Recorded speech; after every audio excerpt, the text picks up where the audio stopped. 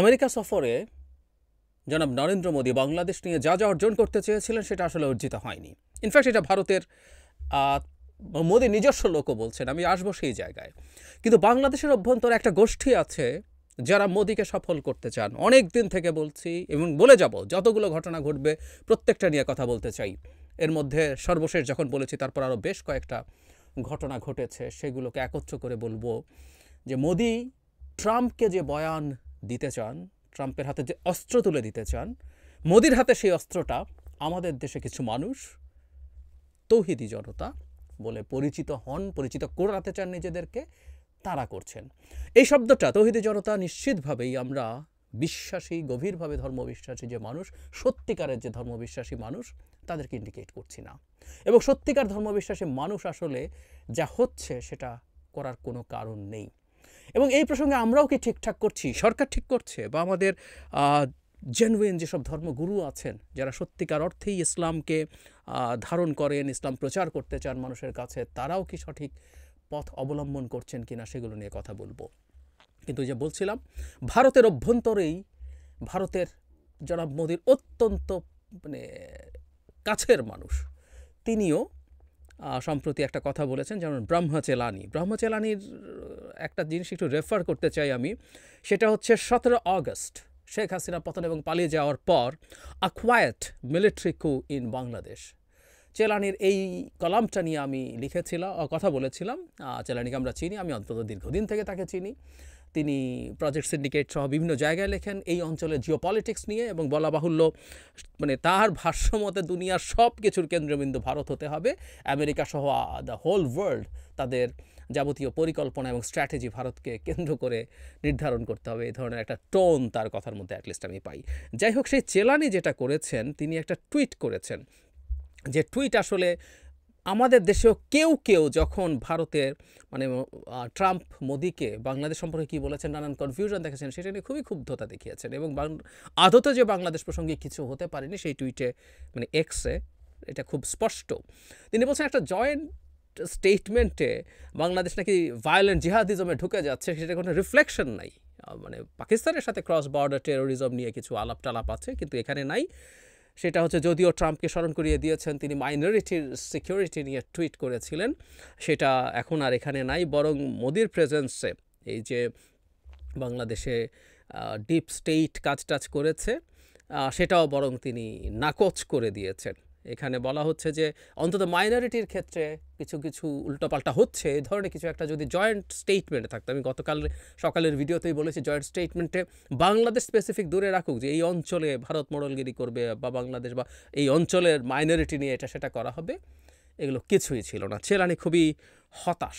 So চেলানির হতাশা দেখে বোঝা যায়। এমনকি এই যে হাতে তুলে দিচ্ছে নাকি মোদির হাতে, উনি আসলে এই প্রশ্নটার জবাব মোদির হাতে ছেড়ে দিয়েছেন। এগুলো ফান্টানো করেছেন, শত বছর ধরে ভারত এগুলো করছে, আমি পড়ছি। চেলানি বুঝতে পেরেছেন এইটা আমাদের জন্য একটা বেশ বড় বিজয়। কিন্তু যে বলছিলাম, আমাদের বিজয়টা রাখতে পারবো না, কারণ আমি গতকালই বলেছি যে জয়েন্ট স্টেটমেন্ট ছিল, দুজন যখন ইন্টারভিউ করছি, সাংবাদিকদের সামনে প্রেস কনফারেন্সে কথা বলছিলেন, তখন ট্রাম্পের একটা কথা ওয়াজ অ্যালার্মিং, এবং আমরা ঠিক ওই লাইনে হাঁটছি।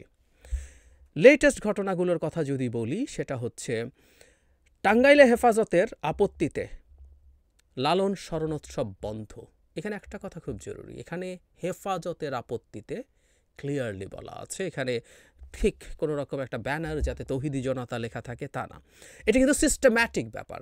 আমি একটু পেছনে যেতে চাই। 23 নভেম্বর নারায়ণগঞ্জে হেফাজতের আপত্তির মুখে বন্ধ নারায়ণগঞ্জের লালন মেলা, এটা 23 নভেম্বর হয়েছে। এটাও হেফাজতকে খুব স্পষ্টভাবে বলা হয়েছে। যোগ করি, ভালোবাসা দিবসে ফুল বিক্রি করায় দোকান ভাঙচুর, বসন্ত বরণ অনুষ্ঠান স্থগিত। এখানে একটু যোগ করে রাখতে চাই, একজন উপদেষ্টাও,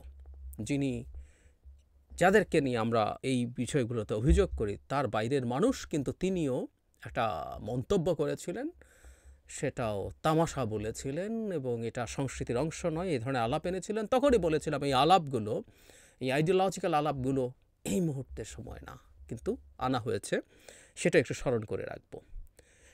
শুধু ঢাকার বাইরে না, বাধার মুখে বাতিল উত্তরায় বসন্ত উৎসব। কিছু লোক গিয়ে বলছে বসন্ত উৎসব করা যাবে না, তাই করা গেল না। গতকালের খবর, টাঙ্গাইলে ফুলের দোকানে তৌহিদি জনতার ভাঙচুরের আতঙ্কে ঘুড়ি উৎসব বন্ধ। এখানেও ঘুড়ি উৎসব বন্ধ করার জন্য হুমকি দেওয়া হয়েছে এবং সেটা বন্ধ হয়ে গেছে। আরেকটা জিনিস, বিভৎস ব্যাপার, খুলনা বিশ্ববিদ্যালয়ের প্রশাসনিক ভবন সহ হলের নাম পরিবর্তন। শেখ মুজিব এবং বঙ্গমাতা ফজিলাতুন্নেসা ইত্যাদি ইত্যাদির নাম পাল্টানো দরকার, কিন্তু আমি একটু পড়ি আরও কিছু পরিবর্তন। সত্যেন্দ্রনাথ বসু একাডেমিক ভবনের নাম একাডেমিক ভবন 1, জগদীশচন্দ্র বসু একাডেমিক ভবনের নাম একাডেমিক ভবন 2, জীবনানন্দ দাস একাডেমিক ভবনের নাম একাডেমিক ভবন 3, এভাবে করে পাল্টানো হচ্ছে। বহুজনের নামে পাল্টে তারা, মানে যেগুলো মুজিবের সাথে রিলেটেড সেগুলো পাল্টাতে পারেন। এর মধ্যে এরকম শুধু বাংলাদেশে জগৎ বিখ্যাত বিজ্ঞানী তাদের নামও পাল্টে সরিয়ে ফেলা হয়েছে। এটা নিশ্চিতভাবে তৌহিদি জনতা নয়, একটা ইউনিভার্সিটির কর্তৃপক্ষ।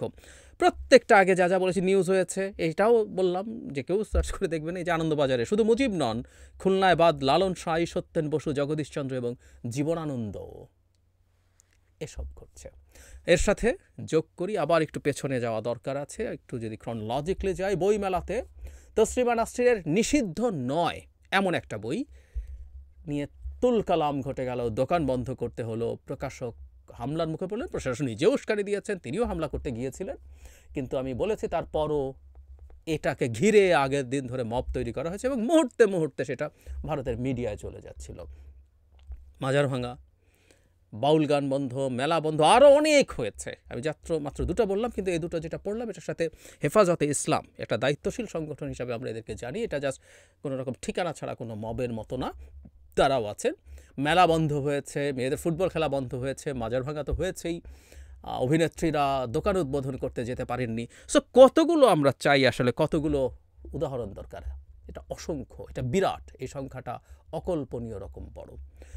সুতরাং আমাদেরকে এই ব্যাপারটা একটু মাথায় রাখতেই হবে যে এই সবগুলোকে যদি একত্র করে, ঘটনা কিন্তু অনেক ঘটে গেল।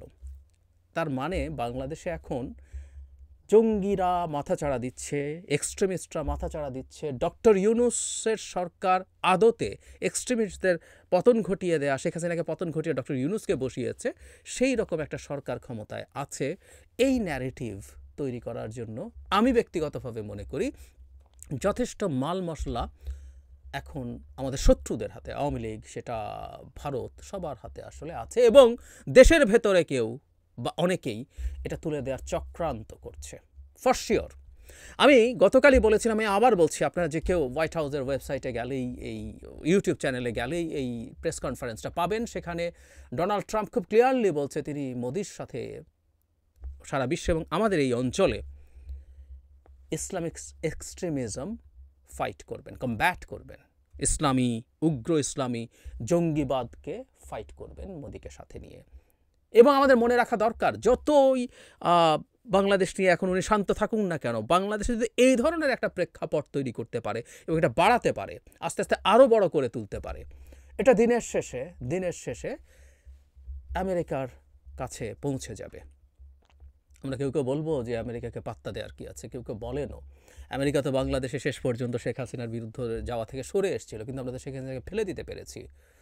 কিন্তু না, আমরা আমেরিকা যদি আমাদের খুব বিরুদ্ধে যায়, বাংলাদেশকে যদি ওই ধরনের টার্গেট করে, আমাদের বিপদ আছে। আমাদের নিশ্চয় মনে আছে বিএনপির আগের সরকারটা, সর্বশেষ যে সরকার 2001-06 সময়ে নানা রকম ইম্যাচিওর কাজ হয়েছিল এবং বিএনপি সরকারও খুব ম্যাচিওরলি সেগুলো ডিল করতে পারে নাই। তার মাসুল বাংলাদেশ কি দিয়েছে আমাদের নিশ্চয়ই মনে আছে।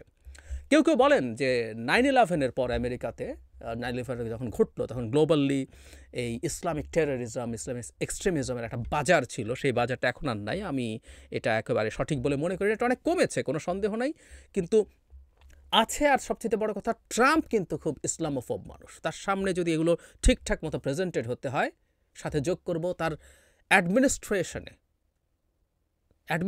প্রচুর ভারতীয় বংশোদ্ভূত। এমনকি এই অঞ্চল যিনি দেখাশোনা করবেন, সেই আন্ডার সেক্রেটারি, অ্যাসিস্ট্যান্ট সেক্রেটারি, যিনি আগে আমাদের এখানে ডোনাল্ড লু ছিলেন বাইডেনের সময়, সেই জায়গায় পল কাপুর, ভারতীয় বংশোদ্ভূত। ট্রাম্প তাকে মনোনয়ন দিয়েছেন, সেনেট হিয়ারিং পার হলেই তিনি এই দায়িত্ব পাবেন। তুলসী গাবার্ডের কথা বলছি, আরও অনেক ইন্ডিয়ান বংশোদ্ভূত মানুষ ওখানে আছে। বাংলাদেশে সব শেষ হয়ে গেল, সব জঙ্গিরা নিয়ে গেল, হিন্দুরা এবং other minorities are in serious danger, এই ধরনের আলাপ বা ন্যারেটিভ অ্যাস্টাবলিশ করার জন্য প্রচুর মানুষ আছে। দুটো ক্ষেত্রে আমি চরম ব্যর্থতা দেখি। একটা হচ্ছে আমাদের দিনের শেষে এগুলো সব সরকারকে করতে হবে। মানে ফুটবল খেলা 3টা বন্ধ হলো আর কয়শো ফুটবল খেলা হয়েছে মেয়েদের, ওটা যুক্তি না। ওই 3টাই নিউজ হয় এবং যারা যখন দেখতে চায় ওইসবের ক্ষেত্রে সরকার কী ব্যবস্থা নিচ্ছে। 80-85 মাজার ভাঙলো, কতশো মাজার ঠিক আছে, এটা কোনো যুক্তি না। যুক্তি হচ্ছে একটা মাজারও যদি ভাঙে সেখানে কি ব্যবস্থা নেওয়া হচ্ছে সেটা দেখানো। ভালোবাসা দিবসে ফুলের দোকান ভাঙা হয়েছে, স্টেপ নিয়ে দেখাতে হবে, স্টেপ নিয়ে দেখাতে হবে যে আমরা এটার জন্য এই করেছি। যখন হিন্দুদেরকে নিয়ে ভারত ন্যারেটিভ করতে চেয়েছিল প্রচুর, তখন আমরা দেখেছি প্রেস উইং থেকে ধরে ধরে কেস বাই কেস, কতগুলো কেস হয়েছে, মামলা হয়েছে, কতজনকে ধরা হয়েছে, গ্রেফতার হয়েছে, এগুলো জানানো হয়েছিল। এগুলো প্রত্যেকটা ঘটনায় দরকার ছিল এসব কাজ করা, বাট নাথিং ইজ হ্যাপনিং, কোথাও না। ফলে যেটা হয়েছে 2-4 জন 5 জন গিয়েই হুমকি দিয়ে বন্ধ করে দিতে পারছে যে কোনো কিছু। সো সরকারের অক্ষমতা এবং অথর্বতাই প্রধানতম দায়ী, কারণ দিনের শেষে দেশ চালাবে সরকার। 6 মাস পরে এসে সরকার আমরা অনভিজ্ঞ, আমাদের একটু বুঝতে সময় লাগছে, এগুলো বলার কোনো স্কোপ নাই। আমরা বিপদে পড়ে যাচ্ছি। কোনো সন্দেহ নাই আমাদের বর্তমান প্রধান উপদেষ্টা ডক্টর ইউনূস যদি আমাদের দায়িত্ব না নিতেন, আমাদের ডিজাস্টার হয়ে যেত। অন্তত লিস্ট সিকিউরিটি ভারত যা করতে পারতাম না, টিকিয়ে রাখতে পারতাম না। কিন্তু একই সাথে এটাও সত্য, তার নেতৃত্বের সরকারের এখন যে অক্ষমতা এবং অথর্বতা আমরা দেখছি, এটা আমাদের ভয়ঙ্কর বিপদ বাড়াচ্ছে।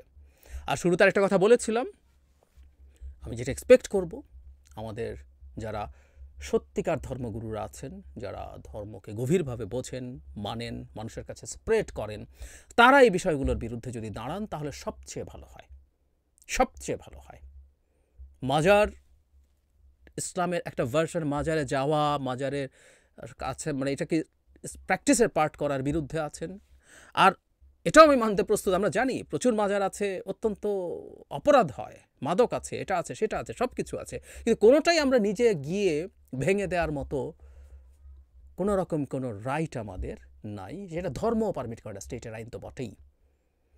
এই ব্যাপারগুলো বা অন্যান্য জায়গায় যা যা হচ্ছে, যে দিবস পালন, ওটা সংস্কৃতির মধ্যে কি মধ্যে না, ওটা ইসলামের মধ্যে কি মধ্যে না, এটা যদি বন্ধ হতে পারে, এগুলোর প্রচুর ক্যাম্পেইন হতে পারে, প্রচুর আলোচনা হতে পারে। আমাদের প্রচুর ধর্মগুরুদের ওয়াজে আমি দেখেছি এসব নিয়ে আলাপ করছেন। হ্যাঁ, এগুলো এভাবেই আলাপ হবে, প্রত্যেকে তার মতো করে করবেন। কিন্তু যা ঘটছে, আমি চাই, আমি এক্সপেক্ট করি এগুলোর বিরুদ্ধে খুব কঠোর অবস্থান, একেবারেই কেউ দাঁড়াচ্ছেন না তা বলছি না, কঠোর অবস্থান নেওয়া। জেনুইন তৌহিদি জনতা যারা আছেন, জেনুইন তৌহিদি জনতা, তারা সকল তৌহিদি জনতার বিরুদ্ধে দাঁড়ানো দরকার বলে আমি মনে করি। আমাদের বিপদ কিন্তু খুব সিরিয়াসলি বাড়ছে এবং ভবিষ্যতে এই রিলেটেড কোনো প্রবলেম যদি হয়, মূল বিপদে আসলে তারাই পড়তে যাবেন। এটা একটু তাদের মাথায় রাখা দরকার। আমাদের আগের একটা এক্সপেরিয়েন্স, বিএনপির আগের সময়টার কথা বললাম, কারণ মাথায় নেই, মাথায় রাখা দরকার। আমরা যে ধরনের একটা ভোলেটাইল জিওপলিটিক্যাল সিচুয়েশনে পড়েছি, পৃথিবী যে ধরনের ভোলেটাইল জিওপলিটিক্যাল সিচুয়েশনের মধ্য দিয়ে যাচ্ছে, সতর্ক না থাকলে আমাদের মহাবিপদ আছে। আমি কেউকে এটা ঠিকঠাক মতো রিয়েলাইজ করতে দেখছি বলে মনে হয় না, এবং আমি খুব বিশ্বাস করি এই সোকল তৌহিদি জনতার মধ্যে আওয়ামী লীগ এবং ভারতের চর এবং দালালে ভরে গেছে। কিন্তু আমরা দেখে শুনে এই জিনিসটাকে ঠিকঠাক করতে পারছি না, রোধ করতে পারছি না। আমাদের বিপদ আসবেই যদি আমরা না পারি এটা করতে।